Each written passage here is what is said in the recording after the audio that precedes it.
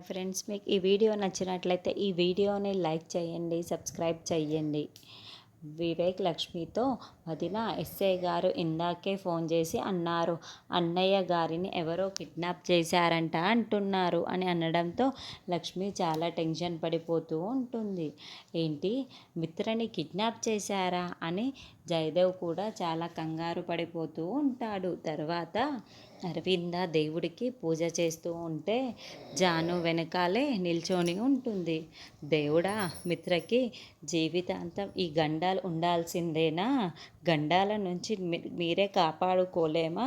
మిత్రని గండాల కాపాడుకునేలా చూపించు తండ్రి, దారి చూపించు తండ్రి అని వేడుకుంటూ ఉంటుంది. ఇక లక్ష్మి వివేక్తో మాట్లాడుతూ ఉన్నప్పుడు ఆయన్ని ఎవరు కిడ్నాప్ చేశారు, ఎలాగైనా సరే ఆయనని బయటకి తీసుకురావాలి, అలాగే ఆయన్ని ఈ గండం నుంచి ఎలాగైనా సరే మనం కాపాడుకోవాలి అని లక్ష్మి చెప్తూ ఉంటుంది.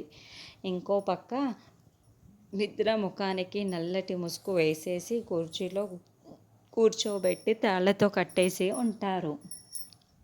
ఇద్దరు రౌడీలు అక్కడే ఉంటారు.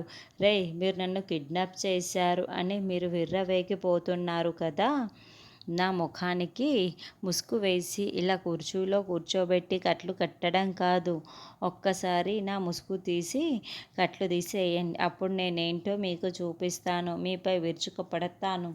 ఇలా కట్టేసి కాదురా నాతో ఆడుకునేది, ముందు దమ్ము ఉంటే వదలండిరా, విప్పండిరా అని మిత్ర చెబుతూ ఉంటాడు. అప్పుడే రౌడీలకి కోపం వచ్చి కర్ర తీసుకొని మిత్ర తలపై ఒక పెద్ద దెబ్బ వేసేస్తారు.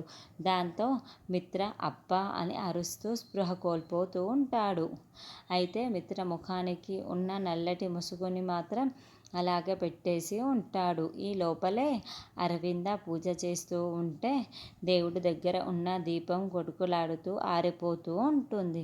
అయ్యో, మిత్రకి ఇంకేం గండం వచ్చింది, ఈ దీపం కొండెక్కిపోతుంది అని అరవింద చాలా కంగారు పడిపోతూ ఉంటుంది. మిత్రని ప్రమాదం, ఆ గండం నుండి ఎలా కాపాడుకోవాలా అని లక్ష్మి కూడా ఆలోచిస్తూ ఉంటుంది.